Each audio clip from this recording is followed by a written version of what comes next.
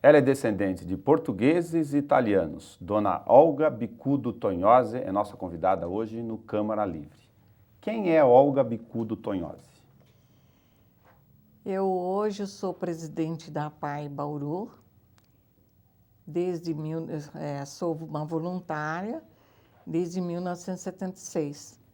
Entrei como vice-presidente, depois em 1982 nosso presidente Alberto Segala veio a falecer e por força estatutária eu assumi a presidência.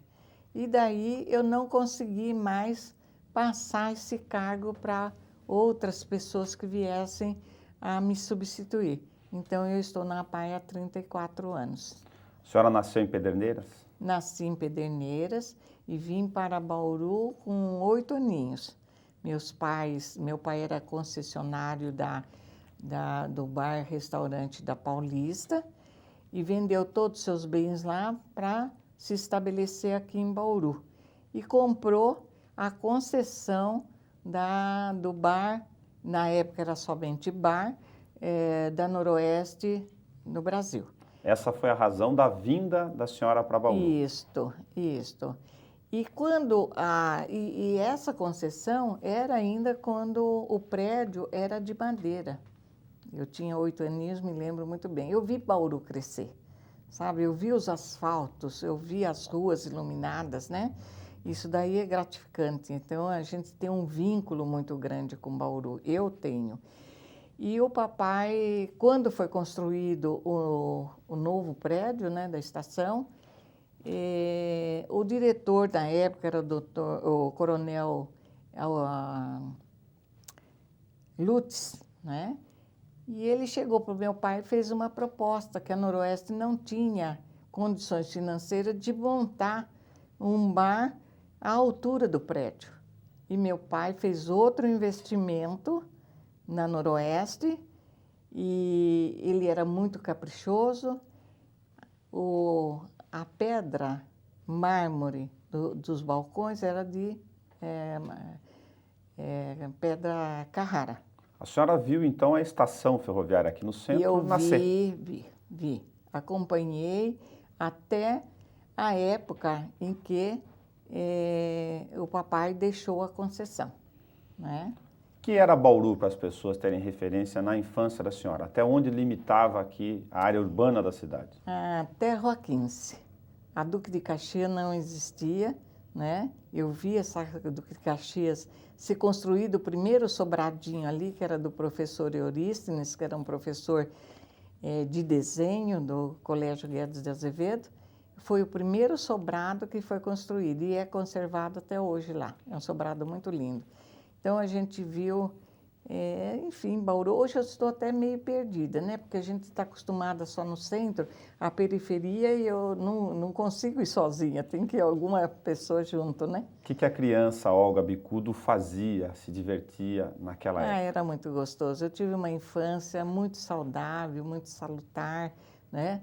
Nós brincávamos na rua de pega-pega, de lenço atrás, passa-anel, toda essa brincadeira mesmo. Pique-esconde? Esconde-esconde, era uma lenço atrás. Então, era uma brincadeira bastante salutar e não tínhamos, eu acho que hoje o jovem tem muita liberdade, mas eles são prisioneiros. Eu tenho muita pena deles, porque nós não tínhamos muita liberdade, nós éramos muito restringidos nas nossas ações. Por exemplo, a gente tinha horário para chegar em casa. A mulher tinha que chegar 9 horas em casa, sabe? E os pais esperavam com o reloginho 9 horas, entendeu? Hoje, e nós tínhamos liberdade de sair à rua sozinhos, não tinha violência. Hoje não. Os jovens saem, eles têm liberdade de ficar até 5 horas da madrugada, mas os pais não sabem que eles saíram vivos, não sabem se voltam a senhora também, com vida. A senhora também teve uma relação de muita obediência, que era natural da formação dos pais à época? Sim, porque nós tínhamos os castigos, né? Por exemplo, os castigos eram também saudáveis, né? Os nossos entretenimentos, lazer. Se tivesse circo na cidade, no domingo não ia a matinê do circo, era castigo. Se descumprisse alguma ordem durante a semana. Isso. E na minha juventude, por exemplo, a gente ia à missa, né? E à tarde, depois da missa às 10 horas, tinha uma matinê dançante no Bauru Tênis Clube até às 13 horas. Então, esse lazer do matinê dançante era cortado também. Só para referência da hora, para os jovens que estão nos assistindo, até às 13 horas. Isso, até às 13 horas. Aí já era o nosso almoço, nós teríamos que chegar no máximo 13h30 para o almoço. Hoje a moçadinha vai à noite já. Vai à noite, é verdade, vai à noite. Então, eu acho que os jovens hoje têm muita liberdade, mas eles são prisioneiros dessa liberdade por causa da violência. Eles não têm horário, por exemplo, não cuidam da saúde. Não é? Nós, na minha casa, por exemplo, depois do almoço, nós éramos obrigados a dormir, repousar um pouco, pelo menos 1 hora, era obrigado. Para descansar. Para descansar, e tinha o lazer da escola, tarefas, etc., né? Então, hoje eles não obedecem mais nada disso. Eles passam as noites, as noitadas, é álcool, é droga. Então, a gente tem muita pena dessa juventude, né? A senhora teve irmãos? Tive 4 irmãos, 1 irmã e 3 irmãos. Desses irmãos, hoje eu só tenho o caçula, que é advogado em São Paulo, e os outros 3 faleceram. Eles também, os irmãos, na infância da senhora, moraram aqui, nunca saíram de Bauru? O meu irmão mais velho nasceu em Dourados. E os outros 2, a Soeli e o Deolino, nasceram em Pederneiras. E eu nasci em Pederneiras também. E o Paulo Caçula nasceu em Bauru, que já veio encomendado de Pederneiras, né? Nasceu em Bauru. A senhora perdeu o pai muito cedo? Perdi. Infelizmente, o papai faleceu em 1949, numa época assim que eu estava terminando a escola normal, que Bauru não oferecia outra cultura maior para a gente, né? E na época a mulher não podia se ausentar da barra da saia do pai, da mãe, nem da barra da calça do pai, né? Então nós nos limitamos só com a escola normal, e o meu irmão mais velho estava terminando também se formando em contabilidade. E tinha os outros 2 irmãos que estavam, um fazendo colegial e outro terminando o ginásio, né? Como foi para as pessoas entenderem numa época em que as mulheres tinham muito mais restrições, como a senhora está comentando, do que agora perder logo o tutor da família? Foi muito difícil, porque a gente dependia muito da orientação do nosso pai, né? E ficou um vazio muito grande. E teve um revés na nossa vida, nessa época, que o papai até se infartou, acabou falecendo, e nós fomos obrigados, assim, cada um ir à luta, né? Mas, graças a Deus, todos foram vencedores. A senhora teve que antecipar etapas na vida da senhora em função disso? De correr a luta? Tive. Eu, com 20 anos, já estava lecionando, tive uma vida profissional de professora muito conturbada, que era aquela professora que andava na estrada sozinha, corria de gado, de bandido, de chuva, não tinha condução, passava fome, né? Então, foi uma vida, assim, de 12 anos de zona rural muito difícil. A senhora ensinou onde? Eu lecionei. A primeira escola minha foi o bairro Sol Nascente, que na Guerra de 45, ali era um bairro de japoneses. Onde? Em Pirajuí. Pirajuí. E ali, com a guerra, eles foram muito perseguidos, né?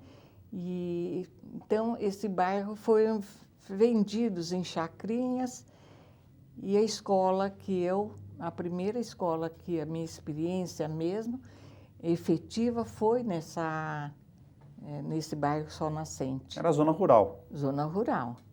Eu me hospedava a 2 quilômetros da escola, levantava de manhã, alguns alunos me acompanhavam, atravessava a invernada, esses 2 quilômetros a pé para chegar na escola. Caminhando. Caminhando, e a volta a mesma coisa. Aí lá eu fiquei 6 meses. Por quê?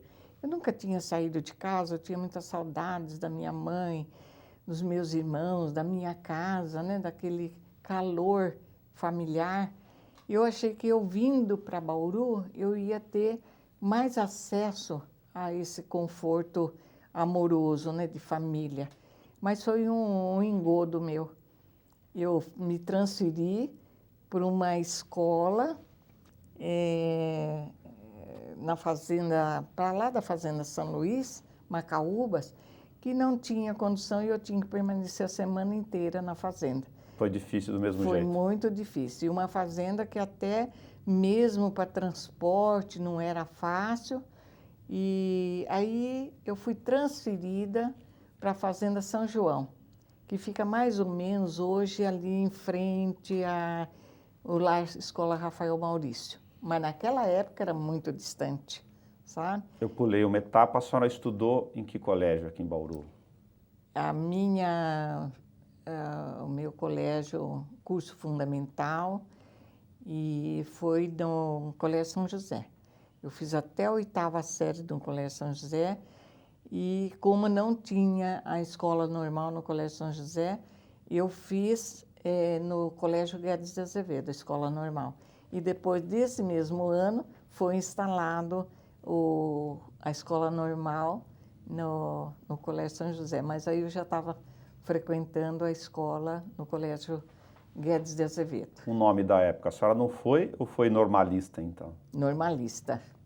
Que era a referência que se dava? Normalista. Tá. Os pais, a senhora, eu falei da descendência portuguesa e italiana. A descendência de quem aqui, pai e mãe? A mamãe era descendente, meus avós maternos eram italianos, da família Agnelli. E meu pai era português, descendente de português, né, que foram 2 portugueses que vieram para o Brasil na época da colonização, né? Um irmão foi para o norte, o outro ficou aqui em São Paulo. Nós somos descendentes desse irmão de São Paulo, que é a família Bicudo. A senhora se casou com que idade, dona Olga? Não me casei novinha, não. Eu me casei, acho que eu tinha 26 anos. Estou falando da idade porque na época era comum casar jovem, bem mais jovem, né? Eu me casei com 26 anos. No caso da senhora, por qual circunstância? Hein? Por qual circunstância, no caso da senhora, a senhora não casou tão jovem, que era mais comum? Eu acho, como diz hoje, né? Como diz hoje, não teve química, né? E eu vivi 16 anos com meu marido, ele veio a falecer, e foi aonde eu tive a oportunidade de passar por um outro ritmo de vida que foi da pai, né? Quando entrou na vida da senhora a primeira experiência com pessoas com deficiência intelectual múltipla? Eu fui transferida da zona rural em 1962 para essa escola, 4º grupo escolar, que depois a nomenclatura passou a escola de 1º grau, Eduardo Velho Filho, né?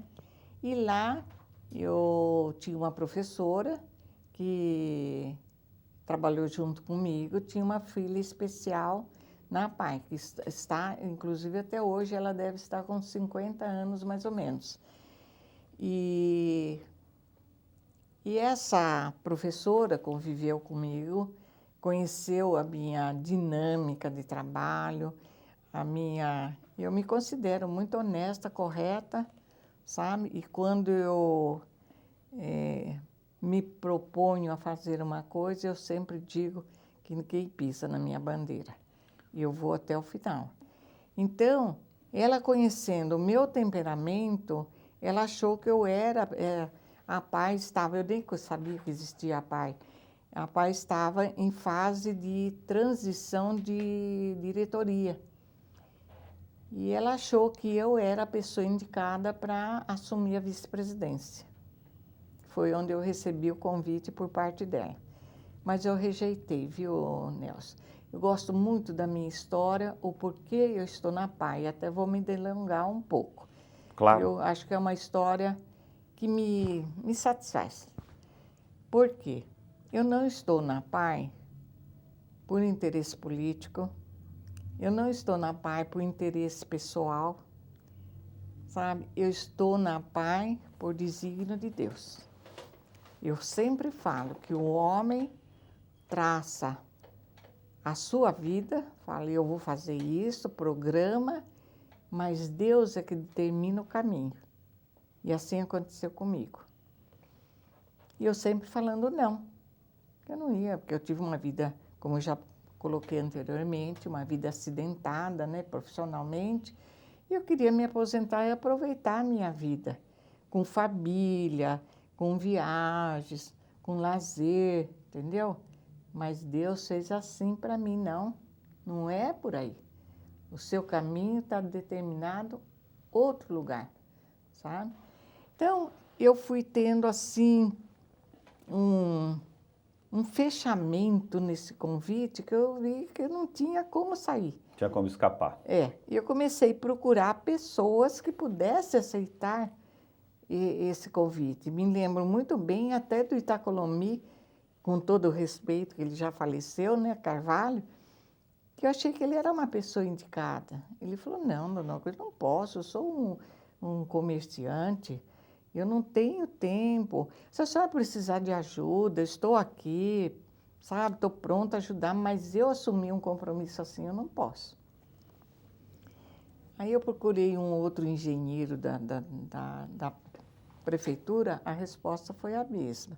E assim outras pessoas não consegui, sabe? Várias pessoas disseram não, assim Não, como a senhora não. também. E eu firme que não, né?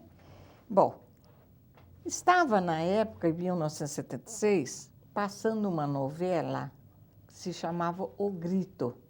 Era história, na época a nomenclatura era excepcional,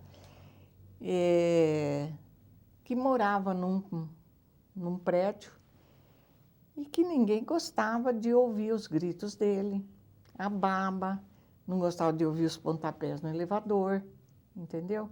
Então havia uma rejeição dos condôminos com esse menino. Era a novela, o enredo era esse daí. E eu gosto muito, o jornal para mim, às vezes até primeiro café. Eu não aguento, eu tenho que ler o jornal.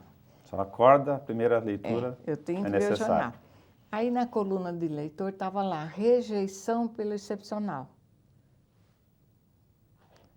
Fui ver quem estava escrevendo. Era o presidente da PAI, seu Alberto Segala.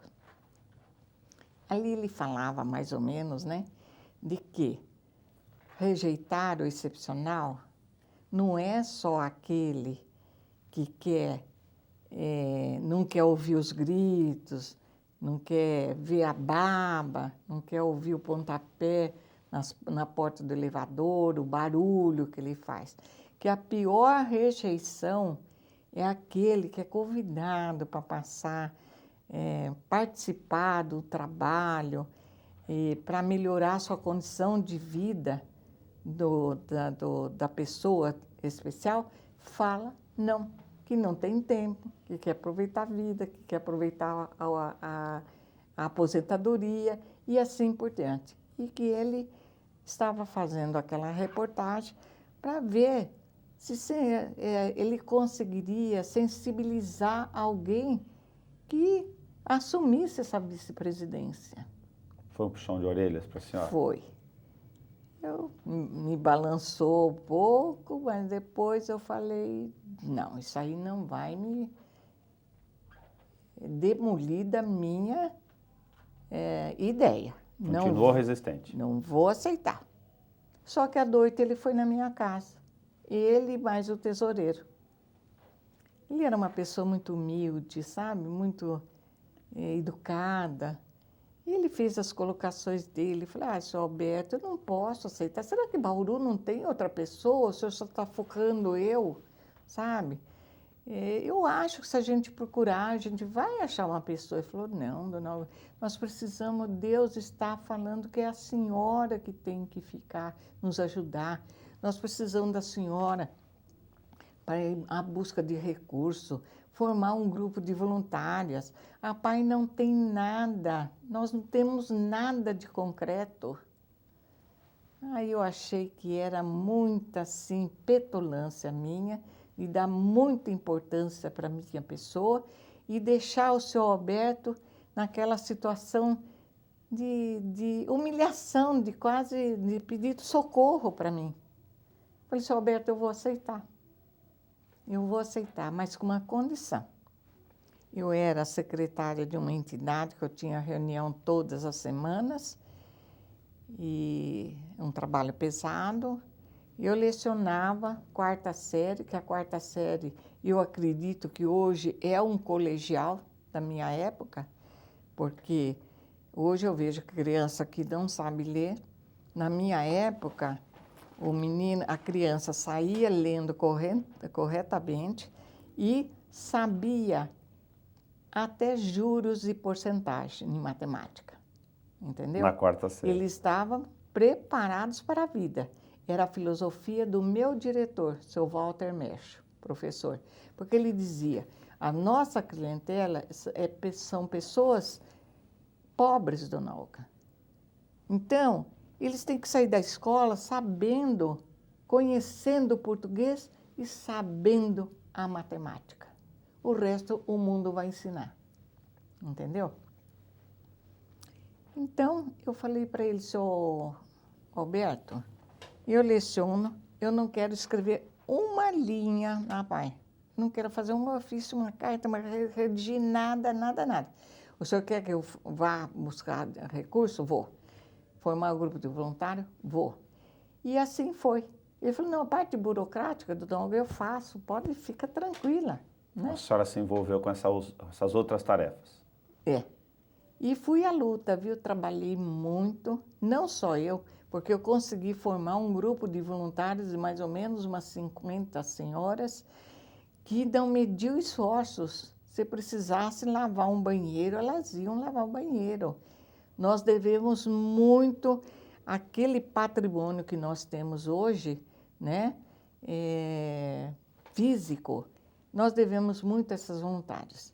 Porque nós trabalhamos demais com promoções para edificar aquilo lá.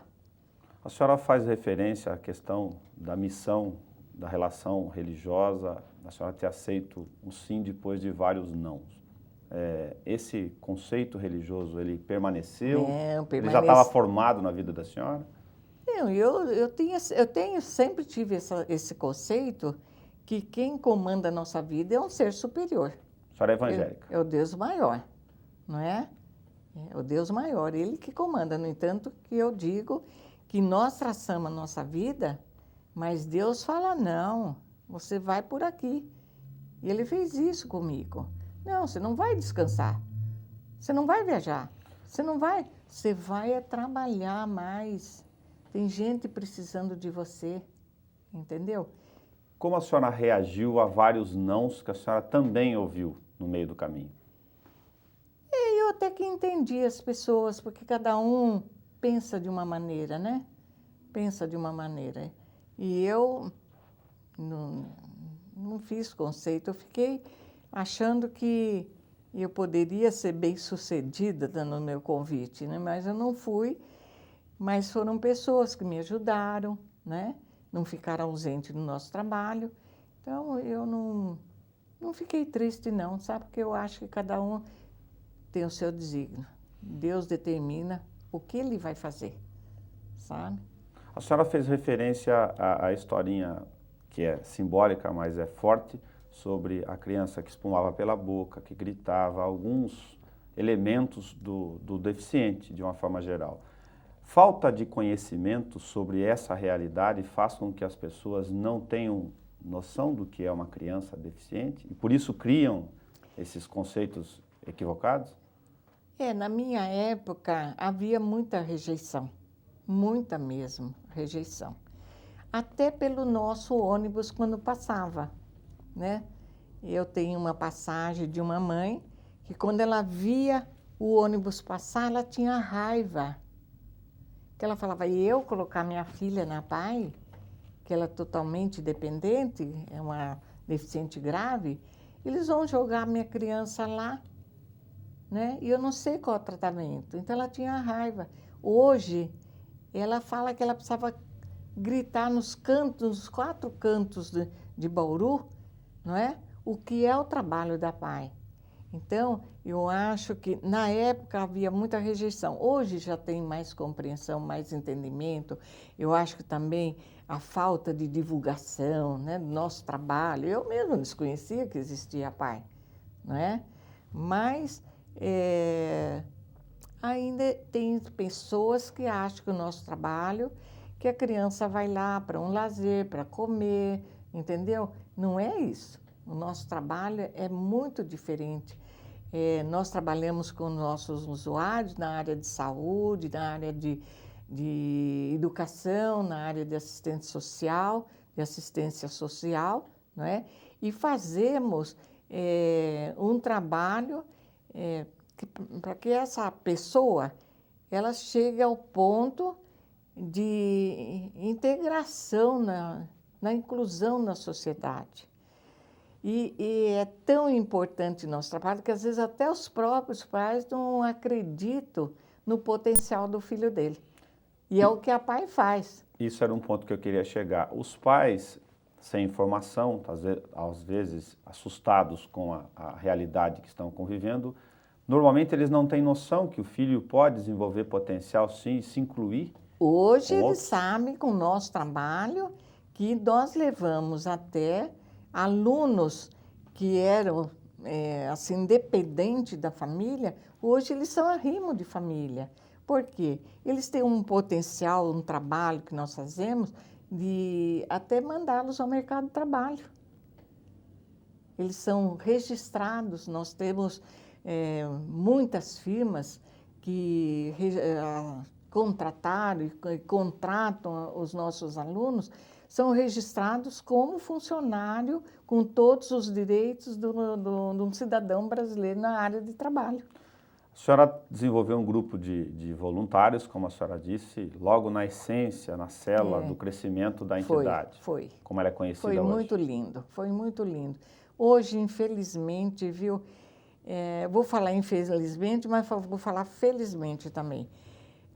A mais nova das voluntárias sou eu, que estou com 82 anos, né?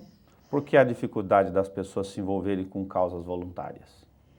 É porque a pessoa, ela não... Eu acho que para você ser uma voluntária ou voluntário, você tem que ter uma... Como é que eu posso dizer?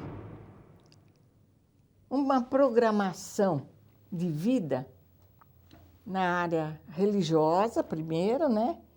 E porque através dessa área religiosa, você vai até o social da pessoa. Vai despertar. Vai despertar, entendeu?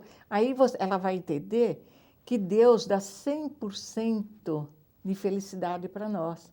Se nós doarmos 10 ou 20% em favor de uma pessoa que tem uma necessidade, né? O que ela ainda fica com 80% dessa felicidade.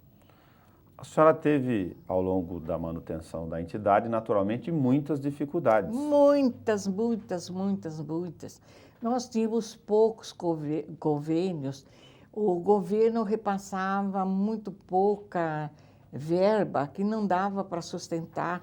Então, foi um trabalho bastante árduo. Nós fazíamos Domingo da Bondade. Nós chegávamos a fazer uns 10, um por mês, na Praça Rui Barbosa, que seria uma mini Feira da Bondade. Na época. A célula da Feira da Bondade hoje. Isso. Nós fazíamos jantares, almoço, rifas, enfim, tudo que a gente achava que ia nos dar um pouco de recurso, a gente abraçava. Foi um trabalho muito árduo. Sempre foi necessário realizar eventos? Sempre, até ao longo hoje. do ano para poder até hoje, manter. Até hoje, apesar porque a PAI, quanto mais você cresce, mais a sua necessidade também acompanha esse crescimento, né? Então, hoje ainda, as verbas governamentais que nós recebemos dos 3 poderes, que é o federal, que é na área de saúde, nós temos o estadual na área de educação e temos o município, que é o município colabora muito com as entidades. Não vou falar com a parte, com as entidades, né? O recurso... Melhorou muito essa relação melhorou nos últimos bastante anos. a relação com o governo municipal, é muito bom, né?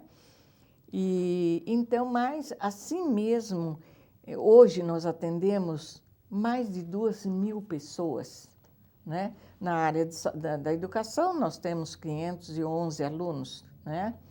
Na área nós temos o Centro de Reabilitação Física e Sensorial, né? Nós temos atendendo mais ou menos umas 700 pessoas mês ou mais. Nós temos a oficina assistiva, onde a gente procura levar uma melhoria de vida na pessoa, seria física, social e pessoal mesmo, né? Econômico.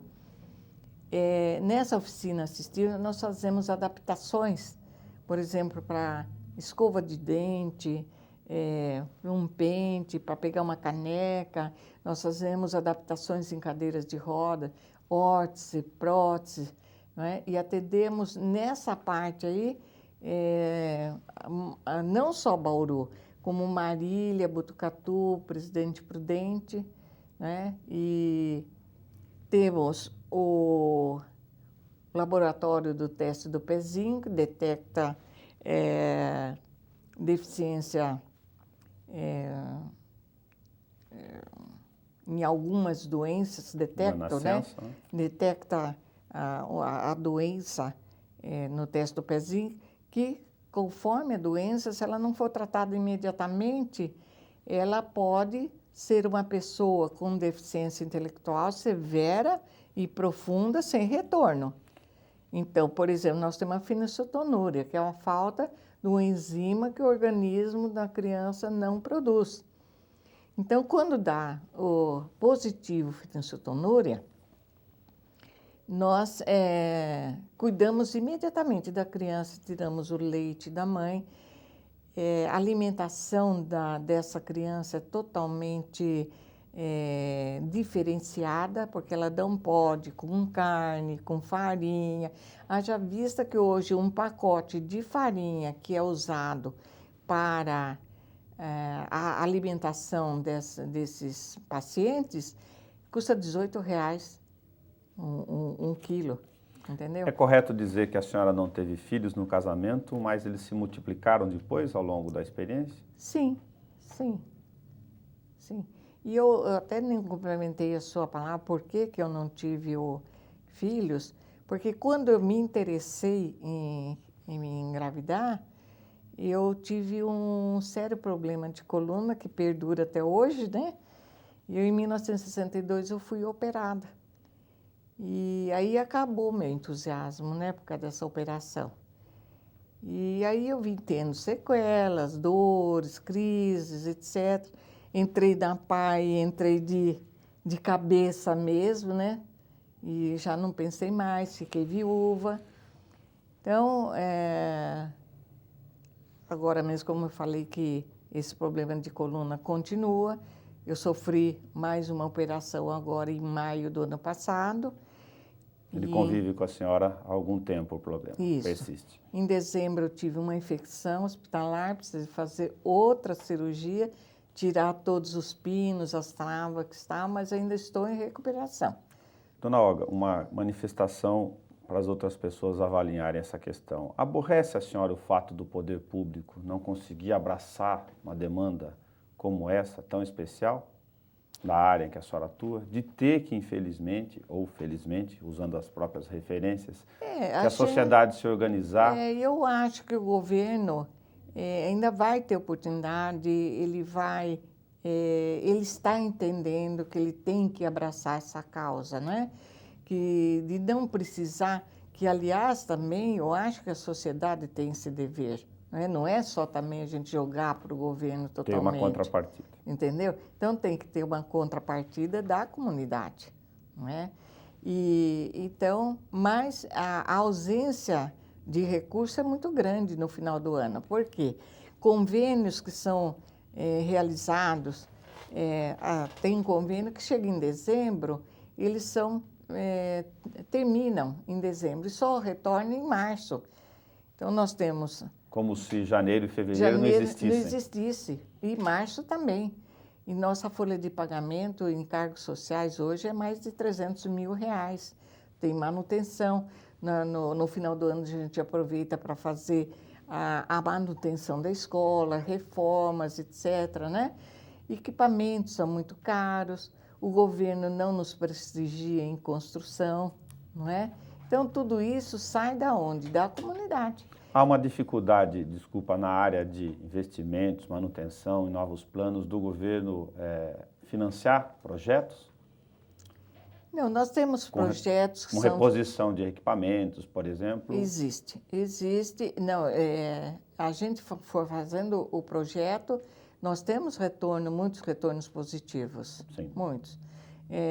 Agora mesmo, vou citar um caso que eu não coloquei aí, além do teste do pezinho que eu falei, e todos esses programas, nós temos uma equipe multidisciplinar de funcionários especializados, né? É médico, fisioterapeuta, fono, endocrinologista, neurologista, pediatra, enfim, uma equipe no centro de reabilitação nós temos uns 20 especialistas. No teste do pezinho é a mesma coisa, nós temos assistente social, né, psicóloga, nutricionista, a pediatra, a endocrinologista. Então, é uma equipe que cuida imediatamente dessas crianças quando é detectado alguma anormalidade, né? E nós temos também, que eu quero citar, da Casa Lar, que é o último projeto que nós temos agora, né? E está sendo um sucesso, viu, Nelson? A gente até gostaria que as pessoas fossem lá visitar o pai, participar, por exemplo, de um domingo, de um café, não é? Da tarde com as meninas. São jovens, nós temos 10 jovens que não têm condições de ser mantidas pela família, sabe? Então, e elas têm deficiência intelectual leve. E nós somos subsidiados pela Secretaria do Desenvolvimento Social do Estado de São Paulo. Eles nos fazem a manutenção, né? E essas meninas têm todo atendimento de primeiro mundo, na área de saúde, no mercado de trabalho, sabe? Lazer, tudo. E está sendo, assim, um sucesso, porque a minha preocupação quando foi oferecido isso, aliás, o meu sonho, quando eu entrei na PAI, eu senti a tristeza dos pais de quererem dos filhos morrerem primeiro do que eles, porque eles não sabem qual é o destino do filho se eles morrerem primeiro, se os pais morrerem primeiro. Essa é uma angústia dos pais. Isso.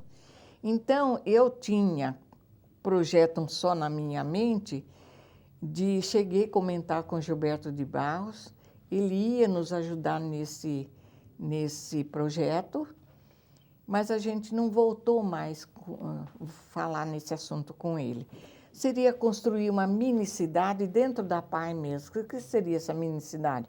Seriam 3, 4 casas ou 5 casas pequenas, onde seriam alojados 3, 4 especiais do mesmo sexo, com uma mãe social treinada 24 horas pela APAI, tecnicamente. Esses alunos frequentariam todo o programa dentro da entidade durante o dia, só que à tarde eles iam ter um lar. Eles se recolheriam lá com a mãe Biológica? Não biológica, Biológica, né? não. A mãe... A mãe, assistência? De assistência. E mais os irmãozinhos lá, eles teriam lazer, televisão, jantar, etc. Entendeu? Essa era a minha intenção. Mas nunca deu para fazer isso, né? Nunca. Recurso. Então, ficou esquecido esse projeto. Mas, uns 3 anos atrás, nós tivemos uma proposta do secretário, através da dona Maria Perrone, que ela é da divisão aqui, da diretoria aqui da Secretaria da Divisão do Desenvolvimento Social do Estado de São Paulo. Ela veio com essa proposta, sabe, de um lar-abrigo. E eu fiquei temerosa, porque o lar que eu queria, o lar substituto que eu falava, era para os nossos alunos, e não receber jovens de outros lugares que a gente não sabe os princípios deles, não é? A cultura que eles iam trazer de comportamento. Só que ele fazer um programa direcionado. Isso. Mas, olha, eu consultando, fiquei com muito medo, não dei resposta. Consultando o nosso administrador geral da PAI, ele falou, dona Olga, se eu fosse a presidente, eu aceitaria. É um trabalho que a PAI não vai ter lucro, mas ela vai praticar mais uma cidadania. Falei, ai, Carlos, que beleza, estou aceitando. Esse lar, nós temos uma casa alugada, porque infelizmente os casarões estão sendo derrubados para arranha-céus. Bauru não existe mais casarões. Nós achamos uma na Bernardino de Campos, logo ali depois da rotatória, na quadra 2. É alugada. Mas hoje nós entramos com um projeto na Secretaria do Desenvolvimento Social do Estado de São Paulo, com uma planta da construção da casa, da Casa Lar, né? Vai ser uma construção muito bonita. E está vindo uma verba de R$200 mil, cujo mediador nosso está sendo o Pedro Tobias e a Maria Perrone, que é a diretora da divisão aqui da Secretaria. Dona Olga, a história da Olimpíada, por que ela marcou na senhora? Viu, Nelson? Nós precisamos fugir muito do nosso mundinho, porque com o meu trabalho da PAI, eu recebi e continuo tendo muitas lições de vida com os nossos alunos, né? Às vezes você entra na PAI com o astral baixo. Hoje mesmo eu cheguei lá, uma aluninha falou, você está linda, maravilhosa, e me apertou nos braços, sabe? Aí eu falei, mas você também é lindinha. Isso daí é confortante para a gente. Ganhei o dia. Eu ganhei o dia hoje, né? Então, nós tivemos a oportunidade de hospedar 2 Olimpíadas aqui em Bauru. E foram sucesso, a nacional e a estadual. Eu não posso precisar em qual dessas que eu tive uma grande lição de vida. Eu cheguei a escrever um artigo da Coluna de Leitura um mês passado, retrasado, sobre a Copa do Mundo, né? Porque quando a gente perde alguma coisa, a gente sempre procura jogar a culpa em alguém. Uma justificativa. Uma justificativa. A gente nunca é a gente nunca é o errado. A gente é o certo, mas o insucesso foi devido a outro ser que provocou esse sucesso, né? Então, eu me lembrei, eu falei, não, eu vou dividir essa lição que eu tive na APAI com a comunidade bauruense. Não sei como eles receberam essa minha mensagem. Numa dessas Olimpíadas, que eu não posso precisar se foi na nacional ou estadual, um aluno nosso com dificuldade muito grande motora competiu a natação com um Down. A gente estava sabendo que ele não ia ser o vencedor, né? O Down ia ser o vencedor. E quando ele foi retirado da piscina pelo pai e pelo professor de educação física, porque ele não tinha equilíbrio, ele já confortado pelo pai, pelo professor e pela toalha de banho, né? ele olhou para o pai e disse, foi uma maneira até dele transmitir alegria para o pai, entendeu? Eu entendi assim. Falou assim, pai, eu perdi, né? Mas eu cheguei.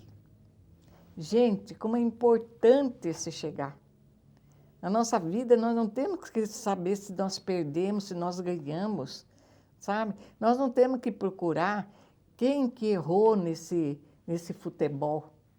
Se foi o treinador, ou se foram os jogadores. Nós não temos que procurar. O importante é que o Brasil esteve lá na África mostrando o nosso futebol, entendeu? Então, com esse aluno aí, eu aprendi que é muito importante nós chegarmos nos nossos objetivos, não parar no meio do caminho. A parada, sim, a parada é triste, porque aí nós mostramos a nossa incapacidade de ser vencedores. Nós vencemos quando nós chegamos. O significado do artigo acreditar? Que eu acho que as pessoas têm que acreditar na vida. Ela tem que acreditar nos objetivos que eles têm programado para a vida deles.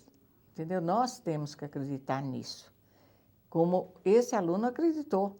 Ele acreditou que ele chegou. Não foi importante. A participação dele. Participação. Se as pessoas fugirem no meinho deles, do mundinho, e tirar um dia, falar, hoje eu vou conhecer a Pai. Eu quero ver o que eles fazem. Tem muita gente que não sabe, não conhece a Pai. Tem outros que falam que tem tristeza, que vai chegar lá, vai chorar, não vai. O ambiente lá é de felicidade. O ambiente lá é de renovar o nosso interior, a nossa vida, sabe? Isso que é importante. E nós, fazendo isso, nós estamos, assim, renovando e tornando pessoas felizes. E eu até vou aproveitar, antes de você terminar, não sei, eu quero deixar uma mensagem, porque eu acho que Deus, nos dá uma oportunidade de transformar vidas através de ações, através de uma palavra, através até de um olhar. Tem pessoas que não olham nos olhos do outro. Nós passamos na pessoa, ai, não vi você, mas eu vi, ai, eu não vi, entendeu? Então, nós transformamos vida para uma melhora das pessoas, que essas pessoas possam sentir um horizonte aberto, claro, mais gostoso, sabe? Que eles sintam o gosto da felicidade. E nós somos mais beneficiados disso, porque quem pratica ação é que é beneficiado. A senhora vive no meio, no horizonte, que tem essa renovação de lições o tempo todo. E eu vivo. É muito gostoso. E eu até faço um convite, nós precisamos de muitos voluntários. Como eu estava falando que a mais nova da voluntária tem 82 anos, estou aqui, né? As outras, muitas faleceram, outras não têm condições mais de ir e vir, né? Então, o nosso grupo de voluntárias é assíduo, cotidianamente na entidade, terminou, considero terminado. Mas nós temos um corpo de voluntário que eu agradeço a Deus todos os dias, é a comunidade bauruense. Pois é, na Feira da Bondade, que vai ser agora de 10, 11 e 12 de setembro, nessa feira trabalha mais de 1.500 voluntários. Tudo que é confeccionado, oferecido para o público, é tudo com lucro total para a PAI. Isso é maravilhoso. Então, a PAI não é porque perdeu esse grupo de voluntários, mas o início, eu falo que a gente nunca deve esquecer o passado. Se existe o presente, se vai existir o futuro, é porque existiu um início, o passado. O passado é muito importante na nossa vida. Não é? Nova, o que a senhora diz para os pais, que é uma referência muito importante daquilo que a senhora contou para nós aqui, que estão, neste momento, com um filho deficiente, jovem, não conhece essa experiência e que estão em situação, às vezes, de desespero? O que eles precisam entender dessa relação? Eu acredito que os nossos usuários, eles não se encontram mais nessa situação.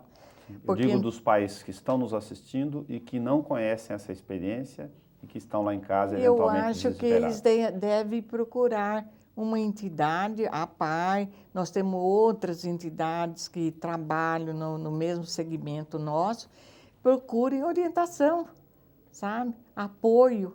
Nós fazemos um trabalho de apoio à família, aquela família que está em estresse, aquela família que necessita de um carinho maior, de um encaminhamento. Nós fazemos isso na PAI. Isso é muito importante, porque não é só trabalhar o aluno. A família também é importante, porque a família tem que cuidar do nosso usuário em casa. Então, o lar é a continuidade do que nós atendemos o usuário na PAI. Ele tem que ter aquela continuidade gostosa, sadia no lar, mas para isso os pais têm que ter entendimento, né? E isso os nossos pais recebem orientação lá na nossa PAI. Algumas questões pessoais, muito pessoais, para a gente poder fechar o raciocínio nosso aqui. A senhora está elegante, a senhora é vaidosa mesmo? Sou muito vaidosa. Gosto do meu batom, não saio na porta do meu apartamento sem pôr o batom, só para atender uma pessoa. Não saio de avental, apesar que avental, para a gente, ela é uma peça de dignidade, o avental. Representa o trabalho, né? Mas eu não recebo ninguém na minha casa de avental. Mas com o batãozinho, sim. Algo irrita a senhora? Não, eu sou muito paciente, viu? E irrita quando, por exemplo, eu encontro incompreensão da pessoa que me agride ou agride a entidade. Quando agride a entidade, eu sou aquela mãe leoa, sabe? E é como eu falei, ninguém passa em cima da minha bandeira, que eu abracei agora, né? Então, o que alegra, então? Ai, tudo, viu? Aquela felicidade daquelas crianças, né? O trabalho de grande responsabilidade dos funcionários da PAI, que eles estão ali se integrando mesmo com amor. Não são só funcionários, eles são verdadeiros voluntários, sabe? Então, isso me alegra muito, me dá muita tranquilidade, né? E ver pessoas felizes, não é? Quando eu atendo o telefone, falo, como é que está você? Estou maravilhoso. Falo, ai, que gostoso ouvir isso de você. Porque é triste a gente ouvir isso lamúria, né? Isso aí me entristece, mas me alegra muito pensamento positivo, pessoas que querem vencer na vida, não se entregam, não param no meio do caminho, quer chegar, não é? Isso daí me alegra muito. A senhora Família é muito importante na minha vida. Eu tenho uma família, eu tenho duas famílias. Família consanguínea, que é maravilhosa, não tenho filhos, mas tenho uns sobrinhos maravilhosos, são verdadeiros filhos para mim, e eles me respeitam como tia-mãe. E a segunda família é a PAI. Às vezes coloco a família PAI na frente da família sanguínea. Dona Olga, muito obrigado pela paciência da senhora de ter o prazer, Delson, conosco. O prazer todo é meu, sabe? Lembrar a minha vida, né? Contar para as pessoas o que eu sou. E eu gostaria de colocar um detalhe aqui, viu? Com muita humildade, as pessoas acham que eu sou rica. Não sou não, viu, Nelson? Eu sou uma pessoa hoje assalariada, mas eu tenho um controle muito grande da minha vida financeira e Deus nunca me deixou faltar nada. E tenho uma alegria muito grande, porque com esse trabalho eu arrumei uma família comunitária que é bauruense e me carrega no colo. Isso daí não tem dinheiro, não tem ouro, não tem nada que a gente possa trocar, sabe? Eu sou muito feliz. Muito mesmo, viu? Obrigado. Hoje o Câmara Livre conheceu Olga Bicudo Tonhós.